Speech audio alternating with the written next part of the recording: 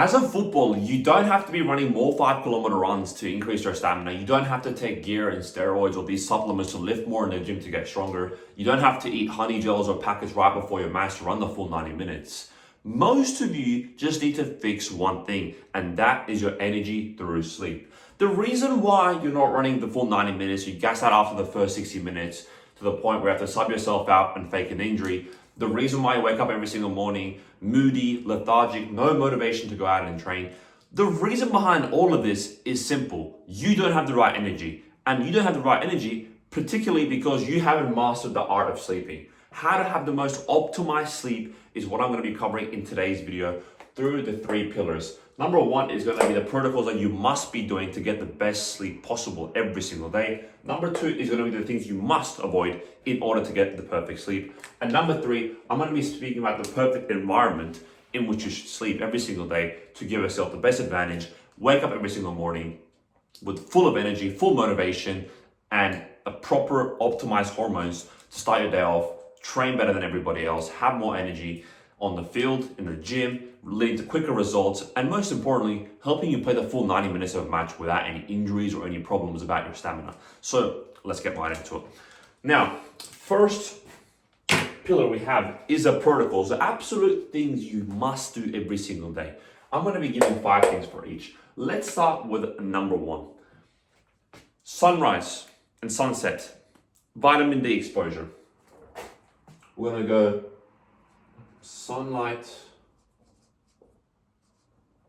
exposure. Now, what do I mean by sunlight exposure?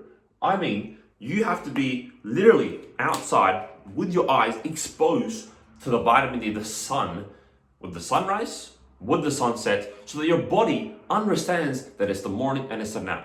Now, why is this so crucial? Because it sets the circadian rhythm. The circadian rhythm is your body's internal clock.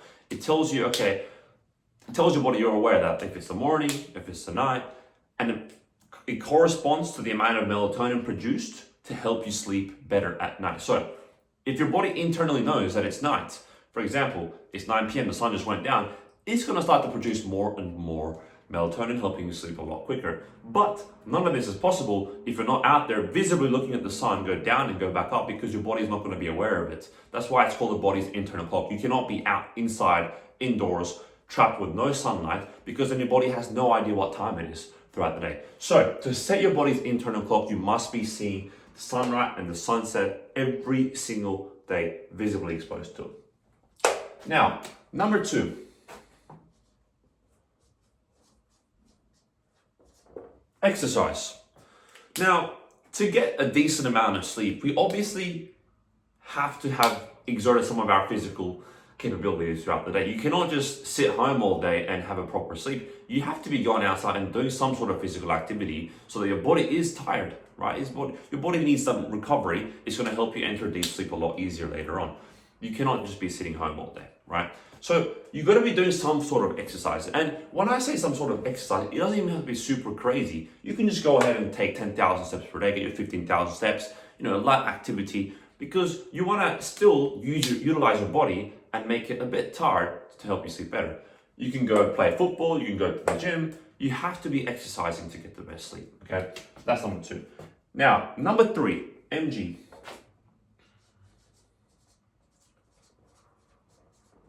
Magnesium. Magnesium is a chemical element, which a lot of people are actually deficient in. A lot of us, I think I read a study, it was like 70% of people lack magnesium deficiency.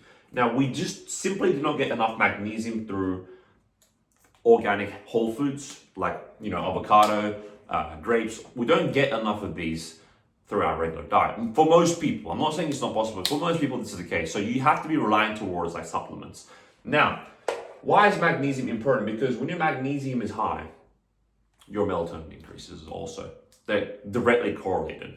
So eating foods that are rich in magnesium for dinner right before bed is drastically going to increase your melatonin, which is going to help you enter sleep a lot easier and deep sleep a lot easier as well. So what are some foods with magnesium? For me, I eat this food every single day. Avocado. Avocado for dinner, avocado for breakfast. It's a great source of magnesium. You can have like snacks as well, like grapes or any other foods that have a decent amount of magnesium inside. Now, you can also supplement magnesium. Just because you eat enough of magnesium doesn't mean you shouldn't be taking more. It's actually one of those elements or those supplements which you can actually add onto your diet. It's like vitamin D is also up there, magnesium, zinc. These are supplements which you can add onto your regular diet because it's going to give you that advantage when it comes to football. So you can actually take magnesium caps, magnesium tablets, whatever as well, every single day to supplement right before bed, helping you enter sleep a lot easier. Number 4 is going to be, this was, I believe, yeah, blue light blockers. Blue light blockers. I actually have one right here. This one. These are blue light blockers. Now, the whole purpose of these glasses, it's not a fashion statement, is simply to cut out all blue light, any artificial source of light, whether it's fluorescent lights in the gym, in your house, your phone, any other devices like laptop, TVs. It's to block out and reduce the strain it has on your eye to help you actually enter sleep a lot easier and to not disrupt your hormones, okay? So these come in different hues. This is the red one. The darker it is, the later throughout the day you should wear it because the more it blocks out. You want to block as many blue lights as possible closer to bed to promote melatonin as well. When you're exposed to fluorescent lights, so if you're going clubbing, if you're on your phone like literally 30 minutes before bed, you're literally telling your body, like, you're giving it dopamine, you're telling it like you're alive, you're active, you want energy. You can't be doing that. You gotta have glasses like this to cut out all of it or at least minimize it so your body knows that it needs to produce melatonin for you to sleep, okay? So these actually come in like different gradients. There's a light one, the clear one, there's a yellow one, and there's like the red/orange ones like this. You want to wear these, the red ones, the darker ones, or the orange ones, about 3 to 4 hours before bed. So let's say you sleep at 10, 11. I would start wearing it around 7, 8 p.m., put them on. Yeah, even if I'm going on my phone, like I like to do a lot of work myself, I'm on my phone, but at least my eyes are not being damaged. My brain is still producing melatonin because it's not consuming any blue light from my phone or the laptop that I'm working on. So this is a very good investment. You can actually get this for like $10, $15 from Amazon, okay? Last one. Oh, one thing I wanted to add also. You see a lot of footballers wear these recently. Well, not a lot of, like Haaland is wearing it, Marcus Llorente, some other Manchester City players are wearing it. You'll see that a lot of players are gonna switch to these in the next year or two. Mark my words. So get in early before it becomes a trend. Shower. Okay, now. Shower. It's very important that you have a shower, a hot shower, about a few hours before bed because it relaxes the body. It promotes easier circulation of the red blood cells across the body, and you just feel relaxed, comfortable. And that's exactly what you want when you're sleeping. Your body needs to be calmed down, relaxed to enter the best sleep possible and sleep, recover throughout your sleep, right? You don't want to have cold showers and go David Goggins mode because you're tough and you just had a training session. You want to, get that dopamine. Like you don't. That's complete opposite of what we're looking for when it comes to optimizing our sleep. So have a shower about 2, 3, even like an hour before bed. Hot shower, and just relax, calm down your body. Okay. So those are the things for the protocols. Now let's move on to some things you must avoid. Number 1, we have avoid eating heavy meals before bed as dinner or like as dessert. Avoid eating heavy meals to the point where you're bloated. Because when you're bloated and you're literally trying to sleep, your body is digesting all of that food. There's so much strain on the stomach, which is going to disrupt your sleep, meaning that your body can't enter sleep as quickly as you normally would. So we want to avoid being bloated and having your stomach do the work while you're trying to sleep, essentially. Number 2, caffeine. You cannot be consuming any caffeine 8 hours before bed. So let's say you go to bed at 8 p.m. Midday onwards, you cannot consume it because that will still carry on. The 8 hours is like the time it lasts for. If you're gonna, there's no point, there's nothing wrong with having caffeine, don't get me wrong. But if you want to optimize your sleep, we're talking about sleep primarily, you cannot be having caffeine 8 hours prior. You can have it in the morning, cool, but then just cut it out 8 hours before, okay? So it's not in your system anymore. Caffeine literally keeps you awake. We all know the reason why, what caffeine does. So you want to avoid this, okay? 3 is going to be Obviously, which one was it? This is, yeah, blue light. Like I talked about before, here, we have blue light blockers because we want to reduce the damage from the phones. But it would be nice if you could completely remove any blue light. Like, why don't you just not go on your phone? An hour before bed, you should not go on your phone. You should not look at any screens. You should be, I don't know, reading a book, doing some recovery movements, I don't know, talking with your family, your friends, if they're in the house. Like, you should not be really exposed to any screens, any blue light. Even the lights in your house should be dimmed. You should be having like dark lights, red lights to promote melatonin again. So we want to avoid blue light an hour before bed. Okay. Number 3 is going to be EMFs. You want to avoid EMFs. Now, what are EMFs? Electromagnetic fields. Certain devices actually have EMFs, such as your AirPods, wireless devices, your phones, microwave. These are all devices that produce and give out EMFs to the environment. Some devices give more EMF than others, so you want to be cautious. For example, AirPods, you put them in your ear and there's crazy amounts of EMFs being like given into your system. EMFs can actually disrupt your hormones, it can disrupt your mood, how you feel, and most importantly, it can lead to chronic diseases and even cancer in the future. There's not much research on it at the moment. We'll figure out in the next 5 to 10 years, but it has been linked to chronic diseases and cancers as well. So you want to avoid, I made the switch from recently, actually, like a few months ago, from AirPods to wired headphones, because these ones don't have any EMFs. It's natural. So I recommend all of you guys to do the exact same. Now, this is meant to be like a muscle emoji. I don't know if I did good, but exercise.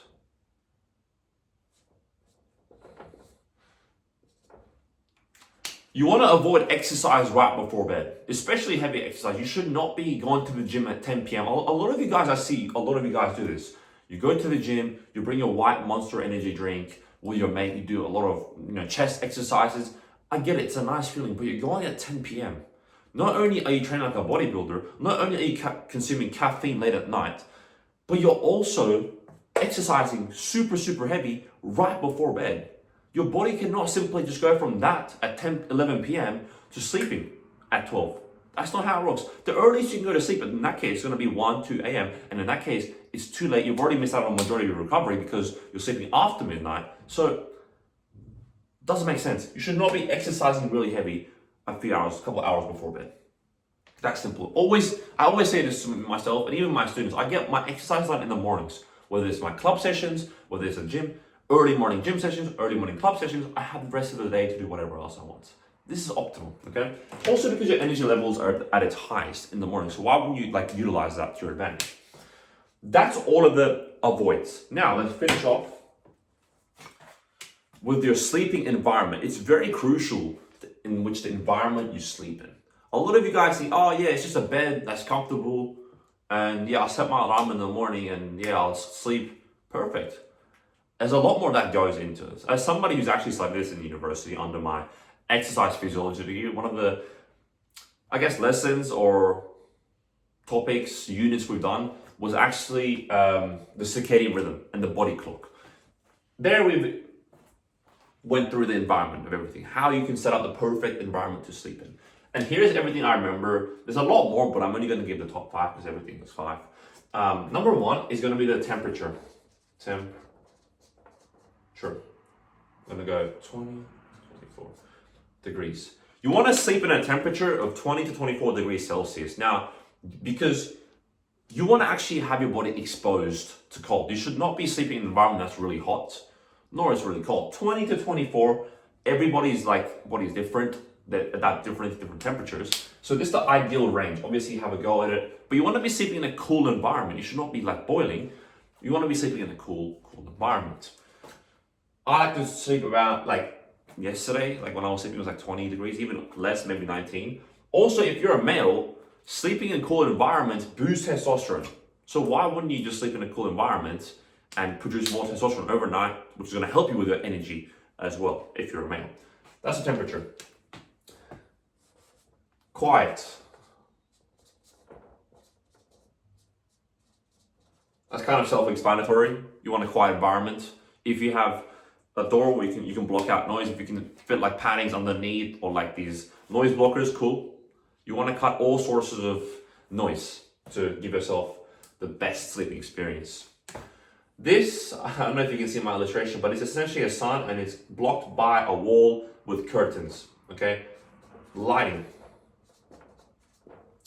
Now, this is a bit controversial because I'm super I guess I preach the idea of waking up without an alarm, like naturally waking up through sunlight, okay? That's how I would prefer. This is the most optimal way to wake up. You want to wake up without alarm, just with the natural light into your eyes, okay? This is the most optimal way to sleep. But I understand, some days you just have things in the morning. Some of you guys, your country where you live in, the sun doesn't even go up until like 8. Like here in Spain at the moment, the sunrise is at 8:30 a.m. in the morning. And that's quite late. Vice versa, some of you guys, sunrise might come out at like 5, 6 a.m. in the morning. That's way too early for you to wake up. So even though this is what I preach, even though this is what I would recommend to get the most optimal sleep, to wake up without an alarm, naturally through the sun, most of you guys have things in the morning which require to set up an alarm to wake up at a certain time. So what I would recommend is to cut out all sources of light. Have curtains, have a wall, close everything. There's not a single light entering your room so that it's completely dark and you cannot be affected by the sunlight. You wouldn't be waking up with the sun coming into your eyes, essentially. Dark as possible, make your room dark, and then you wake up with an alarm because you have something to do in the morning. So it's a bit of a controversial topic. Clothing is the fourth topic. Clothing. You shouldn't be sleeping in like this clothing. I'm wearing like a jumper, I'm wearing like long trousers. You want to be sleeping in, like I like to sleep without a shirt, without socks. I maybe wear underwear and maybe shorts, sometimes like tracksuits, but that's it. I always sleep pretty much upper body naked and the socks naked because again, you want to be exposed to cold. You have your blanket for a reason. If it gets cold, just wrap around your blanket. If it's too hot, then remove your blanket, okay? So you can adjust. It gives you that room to play with instead of just putting on a lot of clothes and getting like boiling at night, waking up in the middle of the night with sweat and just having to remove your clothes, disrupting your sleep, right? So you always want to sleep with minimal clothes as possible, essentially, without freezing, of course, if that makes sense. Lastly,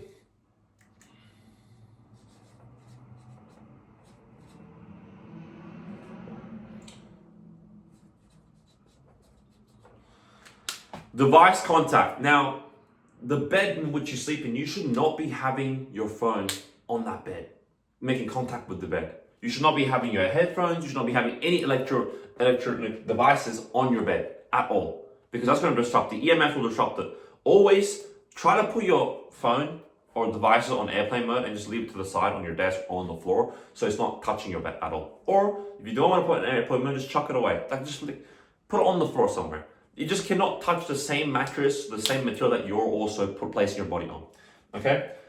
So those are the 5 things that you must do to optimize the environment. Here are the 5 things that you must avoid, and here are the 5 protocols that you must follow. Now, I want to end this video with the most important, sleep duration, okay? Because we haven't mentioned that. The sleep duration should be, I'm going to write it here, don't even worry about it, but you should sleep before midnight. When I say 11 p.m., you should sleep before 11 p.m. 11 p.m. should be your latest because most of your recovery happens between 10 p.m., like actual recovery, to 3 a.m. These are your golden hours for recovery. If you're someone who trains a lot like myself for a professional club, gym, gets a lot of steps in a day, you should be going to bed at 10 p.m. 10 p.m. so you get your prime recovery, you get the most out of it as possible. So, before 10 p.m., don't go on your phone for at least an hour or half an hour before bed or after you wake up. And the sleep duration should be no less than 7 hours, no less. I'm recommending everybody to get 8+ hours each day from 10 p.m. to 6 to 7 a.m. wake up.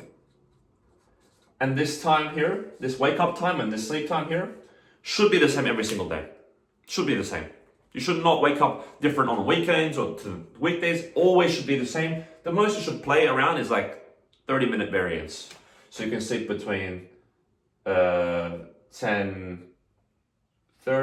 to 9:30, and you can wake up between 6 to 7 a.m. Like you should only play about like 30-minute increments, if that makes sense.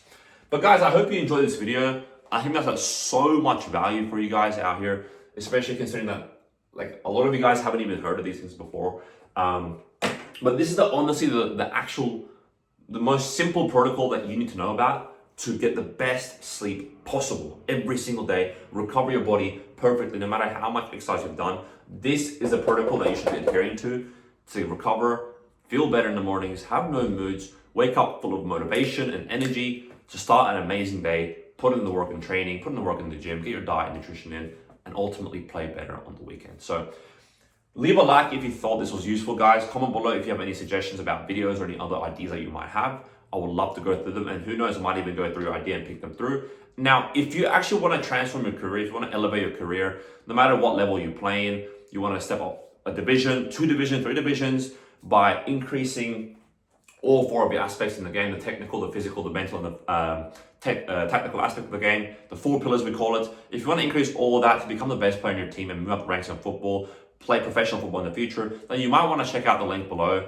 or send me the message EFA on Instagram, and I'll see if I can help you out the same way I did with 200 of my students to help them go from average players in their team to standouts and even signing professional in the future. So hope you guys enjoyed this video, and we'll see you in the next one. Peace.